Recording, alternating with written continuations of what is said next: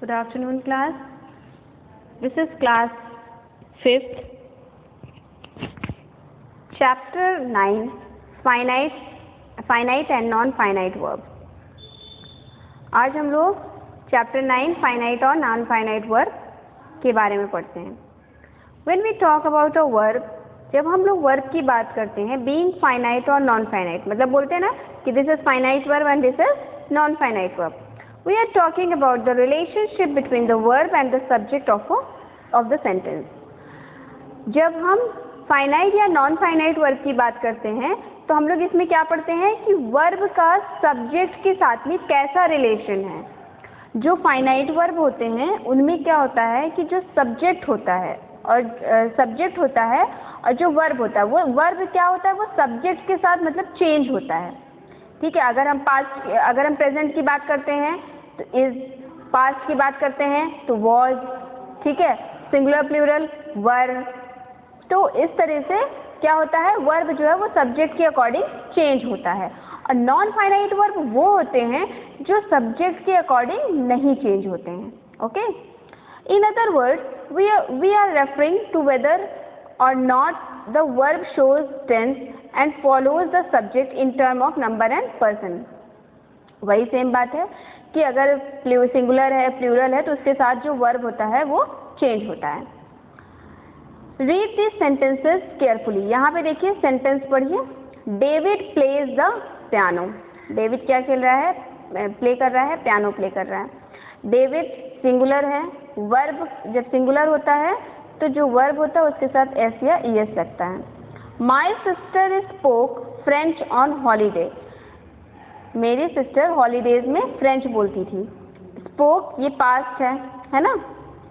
It took courage to continue after the accident. बहुत accident के बाद दोबारा से कंटिन्यू करने में मुझे बहुत करेज, बहुत साहस की ज़रूरत पड़ी. करेज मीन्स साहस. Living home can be very traumatic. Traumatic का मतलब होता है दर्दनाक. इन सेंटेंसेस फर्स्ट एंड सेकेंड, पहले और दूसरे सेंटेंस की अगर हम बात करते हैं तो प्लेज एंड स्पोक, प्ले और ये प्लेज और ये स्पोक, ये क्या है, फाइनाइट वर्ब है. अब फाइनाइट वर्ब क्यों है ये आपको हम बता दें. डेविड सिंगुलर है, इसके साथ यहाँ पे प्ले, ये जो वर्ब है सिंगुलर के साथ एस लगा, मतलब वर्ब चेंज हुआ. ठीक है, और यहाँ पे माई सिस्टर, अब देखिए ये पास्ट है तो ये वर्ब क्या है, ये वर्ब भी हमने पास्ट में ही लिखा, स्पोक हो गया. ठीक है, तो सब्जेक्ट के साथ ये वर्ब चेंज हो रहा है, इसलिए ये क्या है, फाइनाइट वर्ब है. ओके,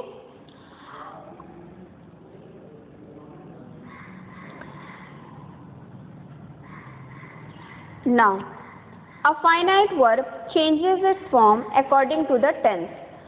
ठीक है, टेंस के अकॉर्डिंग और सब्जेक्ट के अकॉर्डिंग फाइनाइट वर्ब जो है वो चेंज होते हैं. Number and person of the subject of the sentence. ठीक है, कितने नंबर ऑफ पर्सन हैं सब्जेक्ट के अकॉर्डिंग फाइनाइट वर्ब चेंज होते हैं. Finite verb are used only in present and past tense. Finite verb किस में यूज होते हैं, in present and in past tense. All sentences have at least one finite verb.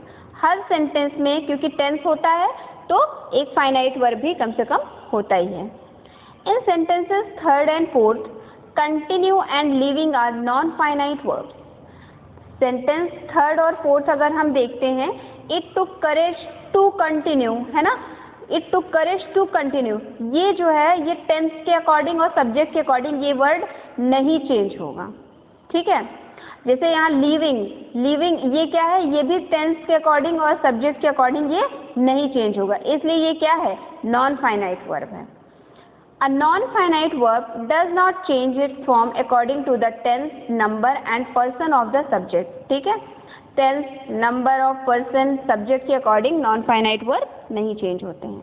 The non-finite verb, unlike a finite verb, is not dependent on the subject. Non-finite verb subject पे dependent नहीं होता. Subject अगर change हो रहा है तब भी non-finite verb नहीं change होगा, वो same ही रहेगा. ओके, अब देखिए non-finite verb में तीन चीज़ें होती हैं. एक होता है infinitive, दूसरा होता है gerund और तीसरा क्या होता है, participle.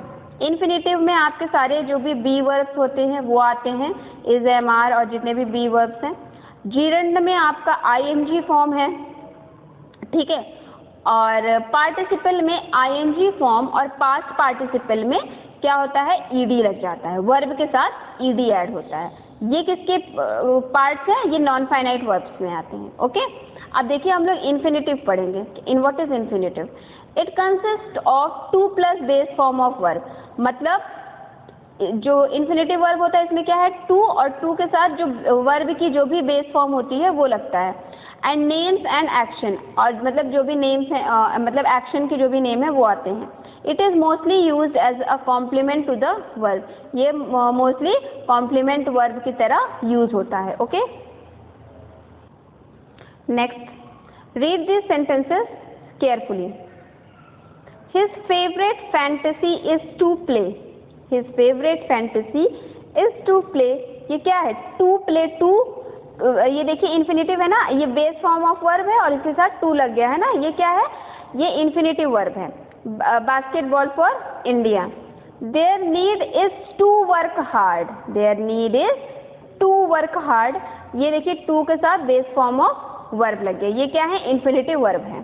ठीक है, Sometimes an infinitive verb can also be used as a subject. कभी कभी infinitive verb जो है वो as a subject भी use होता है and as an object. कभी कभी subject की तरह भी use किया जाता है, कभी कभी इसको हम object के तौर पे भी use करते हैं। जैसे यहाँ पे देखिए as a subject ये use हो रहा है, to learn is important. यहाँ पे to learn क्या है, ये subject हुआ। अब जैसे यहाँ पे देखिए he wants to play, he subject हुआ, और ये देखिए यहाँ पे object क्या है, play. टू प्ले ये क्या है, एज एन ऑब्जेक्ट। तो इन्फिनेटिव वर्ब जो होता है वो एज अ सब्जेक्ट और एज एन ऑब्जेक्ट भी ये यूज होता है। ओके, अब देखिए अब हम लोग पढ़ते हैं gerund. What is gerund? It consist of base form. ठीक है, बेस फॉर्म ऑफ वर्ब होता है इसमें, और बेस फॉर्म ऑफ वर्ब के साथ क्या लगता है, आईएनजी लग जाता है, I N G form. It function as noun. ये जो है जीरंड जो है ये कैसे फंक्शन करता है, एज अ नाउन ये फंक्शन करता है, और a group of word acting like a noun can be the subject और ऑब्जेक्ट ऑफ अ वर्ड। ये एज अ सब्जेक्ट भी एक्ट होता है, करता है, और एज अ ऑब्जेक्ट भी ये एक्ट करता है। मतलब ये इसका फंक्शन क्या होता है, ये एज अ नाउन होता है सेंटेंस में। Read this sentence carefully. Selling is my favourite sport. यहाँ देखिए सेलिंग, सेलिंग क्या है, ये सब्जेक्ट है, ठीक है, और ये एज अ नाउन भी यहाँ पे एक्ट कर रहा है। और सेकेंड सेंटेंस देखिए, यहाँ पे आई लाइक प्लेइंग। प्लेइंग क्या है यहाँ पे, आई लाइक प्लेइंग वीडियो गेम। ठीक है, प्लेइंग यहाँ पे क्या कैसा है, एज एन ऑब्जेक्ट। ठीक है, यहाँ पे एज अ ऑब्जेक्ट और यहाँ पे एज अ सब्जेक्ट और एज अ नाउन दोनों तरह से एक्ट कर रहा है। ठीक है, अब देखिए आगे क्या है। In sentence 1 selling is the subject of the verb. यहाँ पे सेलिंग क्या है, ये सब्जेक्ट है, subject of the verb is, so it is acting as a noun. यहाँ पे एज अ नाउन ये एक्ट कर रहा है। It is formed from the verb sell, base form of verb, और आईएनजी, आईएनजी से ये फॉर्म हुआ है selling verb. Now in sentence 2, अब सेकेंड वाला जो सेंटेंस है, I like playing video game. Playing is the object of the verb. Playing क्या है, ऑब्जेक्ट है यहाँ पे, of the verb is, so it is acting as a noun. यहाँ पे भी ये एज अ नाउन वर्क कर रहा है। And it is formed from the verb play. Play मतलब बेस फॉर्म ऑफ वर्ब है और उसके साथ आईएनजी ऐड हुआ है। The gerund can function as a complement of a preposition. Gerund जो है as a complement of preposition भी सब्जेक्ट में यूज होता है। ठीक है, read this sentences carefully. She is fond of climbing. She is fond, fond means उसको बहुत पसंद है, उसको बहुत अच्छा लगता है, उसको क्लाइंब करना बहुत अच्छा लगता है। He was hopeless at writing letter. Hopeless का मतलब क्या होता है, निराशाजनक। Participle, participle are ED and ING verb. Participle क्या होता है, वो ईडी और आईएनजी वर्ब होते हैं। दैट फंक्शन एज एडजेक्टिव, ये एज ए एडजेक्टिव फंक्शन करते हैं। The freshly picked tomatoes look delicious. The freshly picked tomato look delicious. Second क्या है, the sleeping cat is brown. क्या है, the sleeping cat is brown. जो बिल्ली सो रही है वो किस कलर की है, it is brown. An ing adjective when used in a phrase में टेक एन ऑब्जेक्ट, ठीक है। जब किसी भी एडजेक्टिव में अगर हमने उसमें ing यूज़ किया तो वो एज अ ऑब्जेक्ट एक्ट करता है सब्जेक्ट में, सेंटेंस में। फॉर एग्जाम्पल जब उसको फ्रेजेस में हम यूज़ करते हैं तो वो एज एन ऑब्जेक्ट वो हो जाता है। द फायर ट्रक, अब यहाँ पे देखिए ये क्या है, फ्रेज है। Blowing its siren sped down the road, जो जिस ट्रक में फायर मतलब आग लग गई थी और जो अपने सायरन तेज तेज से बजा रहा था वो सड़क के नीचे उतर गया। हरी ट्रेनिंग द बॉयज, है ना। अब ट्रेनिंग द बॉयज ये क्या है, यहाँ पे फ्रेज ही तो है। ग्रुप फ्रेज क्या होता है, ग्रुप ऑफ वर्ड, मतलब जो एक साथ जो वर्ड लिखे जाते हैं। Hari training the boys is my friend, Hari जो कि लड़कों को ट्रेन कर रहा है वो कौन है, ही इज माई फ्रेंड। तो अब देखिए यहाँ पे in the above sentences the phrase blowing its siren, है ना, ब्लोइंग इट्स सायरन ये क्या है, ये qualifies the noun fire truck. ये जो वर्ड है ये किसको क्वालिफाई कर रहा है, फायर ट्रक को क्वालिफाई कर रहा है ना, इसी को तो बता रहा है कि जिस ट्रक में आग लगी है, ठीक है, उसी को तो क्वालिफाई कर रहा है। However the ing adjective blowing has an object siren, है ना। अब जैसे ये जो एडजेक्टिव है इसका ये इसके साथ ये सायरन वर्ड है ना, ये क्या है, ये ऑब्जेक्ट है। सायरन वर्ड क्या है, ये ऑब्जेक्ट है यहाँ पे। In sentence 2 the phrase training the boys, अब दूसरे में देखिए ट्रेनिंग द बॉयज ये फ्रेज है, इसमें क्या है, ये किसको बता रहा है, किसको क्वालिफाई कर रहा है, हरी को क्वालिफाई कर रहा है ना। Hari training the boys is my friend. In sentence 2 the phrase training the boys qualifies the noun Hari, ये ट्रेनिंग द बॉयज ये हरी को ही तो बता रहा है, हरी ही तो ट्रेन कर रहा है ना बॉयज को। However, the ing adjective training has an object boy, अब इसी में जो ये फ्रेज है इसी में ये ऑब्जेक्ट है, ये क्या है, बॉयज है, और बॉयज ही तो ऑब्जेक्ट है, ठीक है। अब देखिए come on to the exercise A, write finite और non finite word for the verb given in the following sentences. ये जो रेड कलर से ये वर्ड्स लिखे हुए हैं इनको आपको बताना है ये फाइनाइट है या नॉन फाइनाइट है। तो देखिए she speaks Chinese very well, she subject है, सब्जेक्ट के अकॉर्डिंग ये चेंज हुआ ना, बेस फॉर्म से एस लगा इसमें, ये क्या है, this is finite verb. He has a big car, he के साथ ये चेंज हो रहा है, finite verb. The proposal has been examined today, non finite verb. She tried to help him, tried है, टू हेल्प हिम ये क्या है, this is finite verb.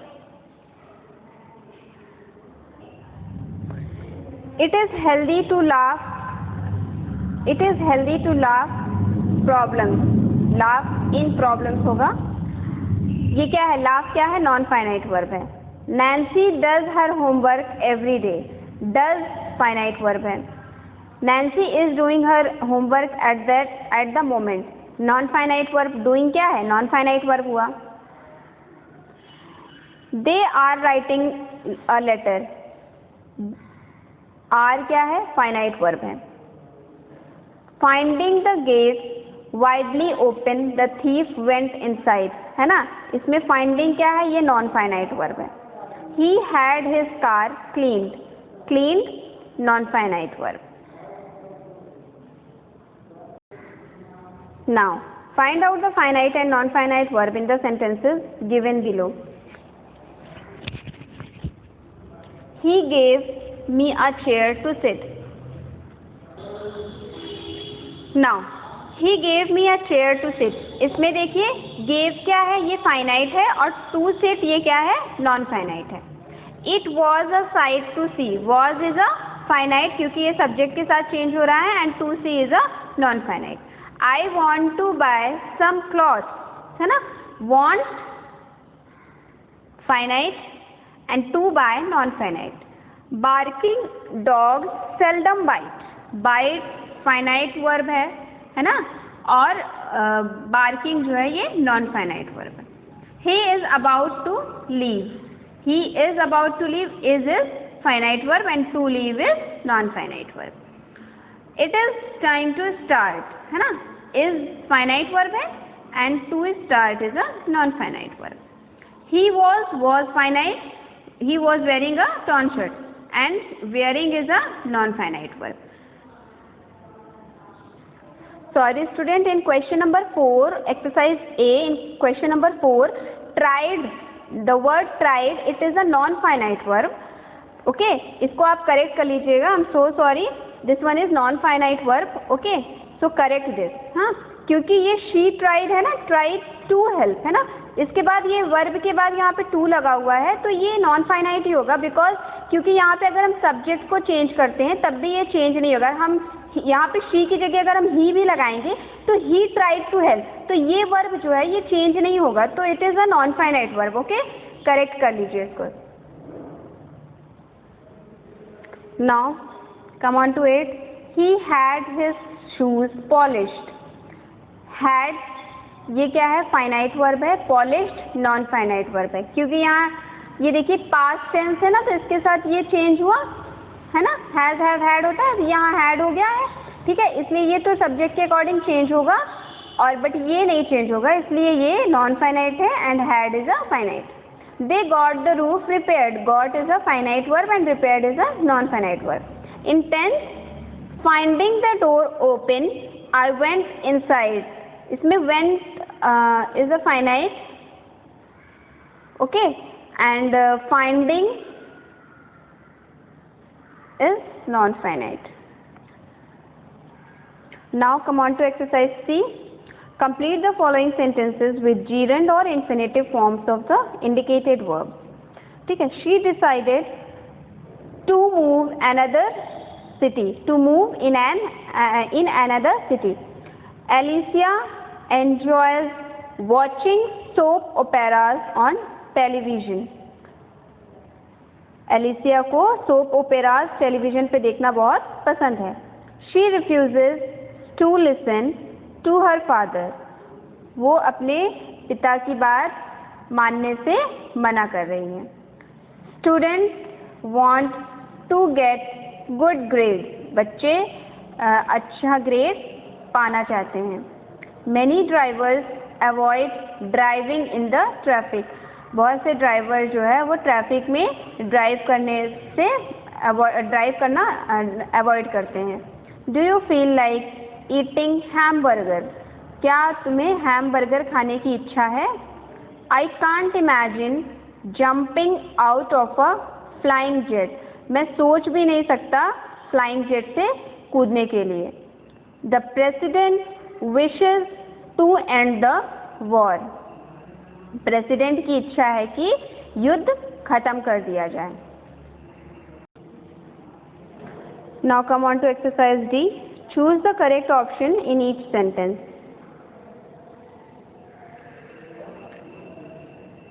Example, my boss expects me to work overtime.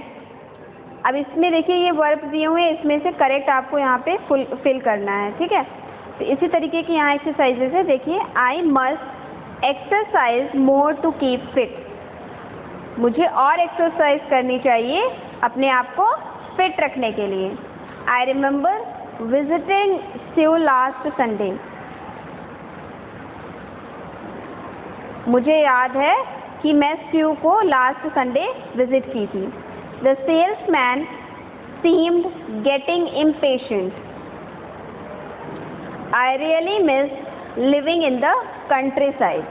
मैं country side में जब रहता था मैं बहुत मिस कर रहा हूँ, उसको बहुत मिस करता हूँ. She was fascinated by the exhibition. वो एग्जीबिशन देख के उसको बहुत अच्छा लगा. She was very fascinated. If you don't stop dieting, you will kill yourself. अगर तुमने डाइटिंग करना बंद नहीं किया तो तुम अपने आप को किल कर लोगी, मार लोगी. The boy wearing a red t-shirt is my neighbor. जो लड़का रेड कलर की टी शर्ट पहना है वो कौन है? Is my neighbour. The cup filled with orange juice is yours.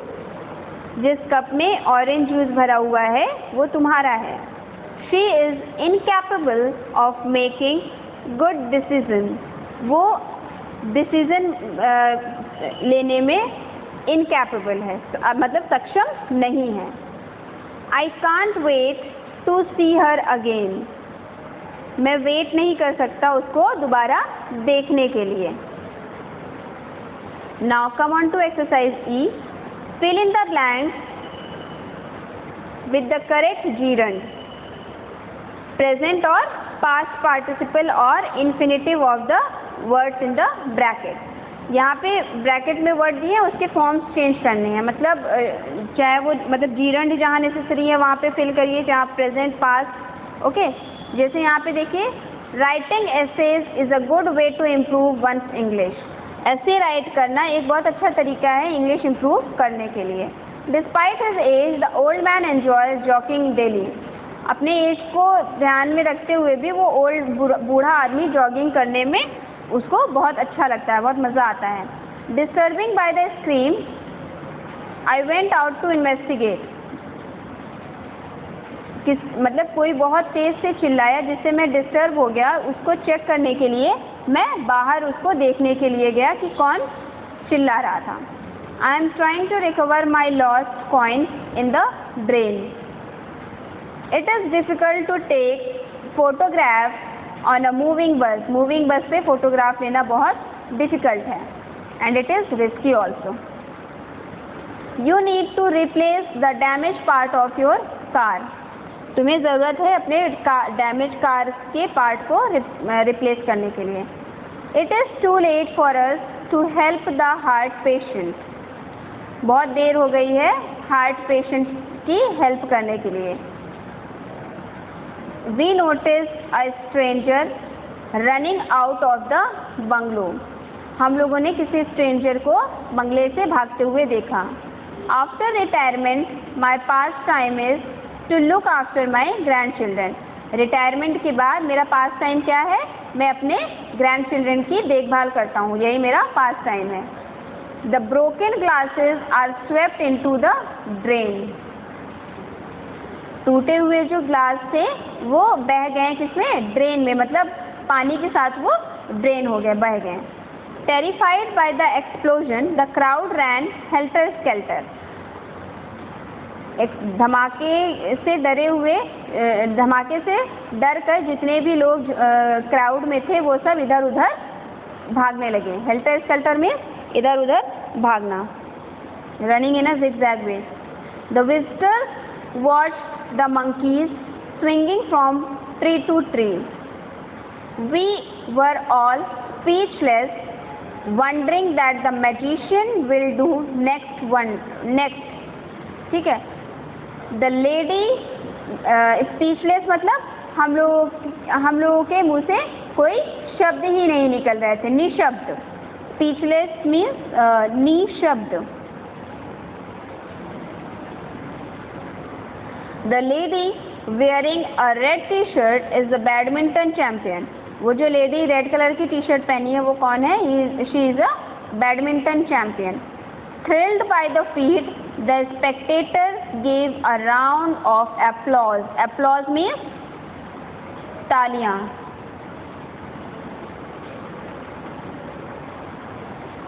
ठीक है students, now this chapter 9 is over. Fill up all the book exercises and submit the book in the school for checking. Okay, thank you.